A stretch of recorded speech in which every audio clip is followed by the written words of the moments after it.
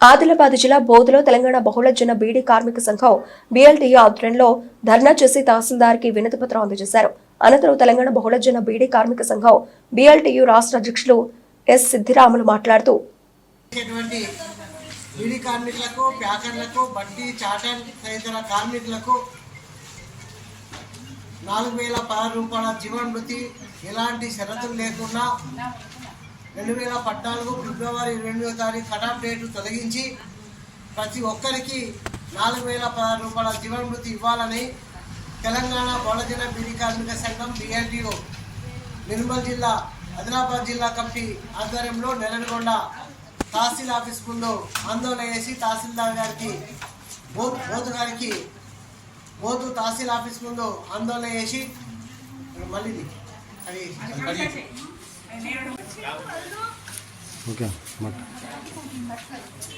తెలంగాణ రాష్ట్రంలో బీడీ పరిశ్రమలో పనిచేసేటువంటి బీడీ కార్మికులకు ఎలాంటి షరతులు లేకుండా 4016 రూపాయల జీవనభృతి ఇవ్వాలని 2014 ఫిబ్రవరి 22వ తారీఖు కటాఫ్ డేట్ను తొలగించి ప్రతి ఒక్కరికి జీవనభృతి ఇవ్వాలని డిమాండ్ చేస్తూ తెలంగాణ బహుళజన బీడీ కార్మిక సంఘం బీఎల్టీయూ నిర్మల్ జిల్లా ఆదిలాబాద్ జిల్లా కమిటీ ఆధ్వర్యంలో బోతు తహసీల్ ఆఫీస్ ముందు ఆందోళన చేసి తహసీల్దార్ గారికి వినతిపత్రం ఇవ్వడం జరుగుతున్నది.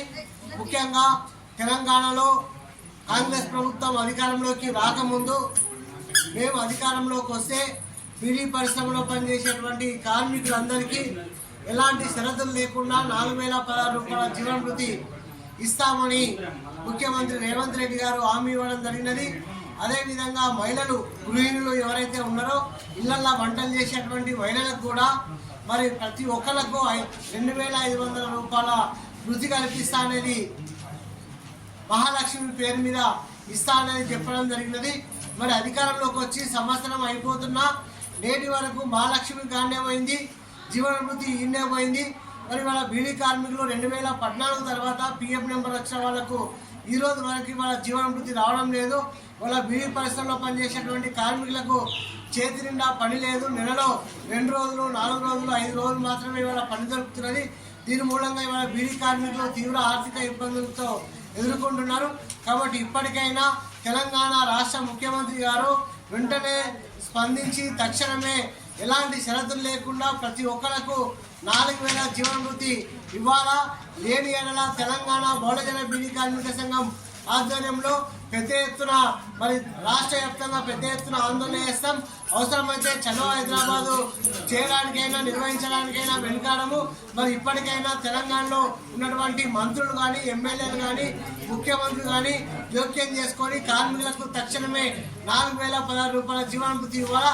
లేని ఎడల రానున్న స్థానిక ఎన్నికలల్లో గత టీఆర్ఎస్ బీఆర్ఎస్ ప్రభుత్వానికి ఏ గతి పట్టిందో కాంగ్రెస్ ప్రభుత్వానికి ఆ గతి పట్టక తప్పదని ఈ సందర్భంగా హెచ్చరిస్తున్నాము. ఇప్పటికైనా ప్రభుత్వము బీడీ కార్మికులకు ఎలాంటి షరతులు లేకుండా 4016 రూపాయలు ఇవ్వాలా.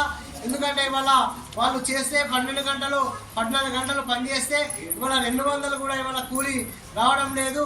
ఆకు తక్కువ, తంబాకు తక్కువ, దారం తక్కువ, వేతనాలు తక్కువ.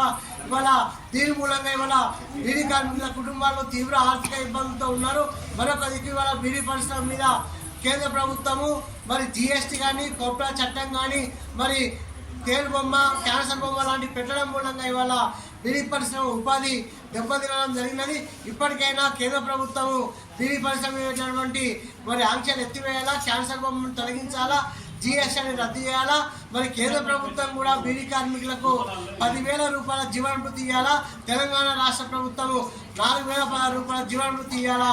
లేని ఏళ్ళ కార్మికులందరూ పెద్ద ఎత్తున ఆందోళన చేస్తారని తెలియజేస్తూ ఈ అవకాశం ఇచ్చిన కార్మికులందరికీ కూడా మరొకసారి మా తెలంగాణ బహుళజన బీడీ కార్మిక సంఘం బీఎల్టీయూ రాష్ట్ర కమిటీ పక్షాన జేబీఎం లాల్సలం తెలియజేస్తూ ముగిస్తాం. బీడీ కార్మికుల ఐక్యత, బీడీ కార్మికుల ఐక్యత. ఎలాంటి షరతులు లేకుండా 4016 రూపాయల జీవనభృతి, ఎలాంటి షరతులు లేకుండా 4016 రూపాయల జీవనభృతి.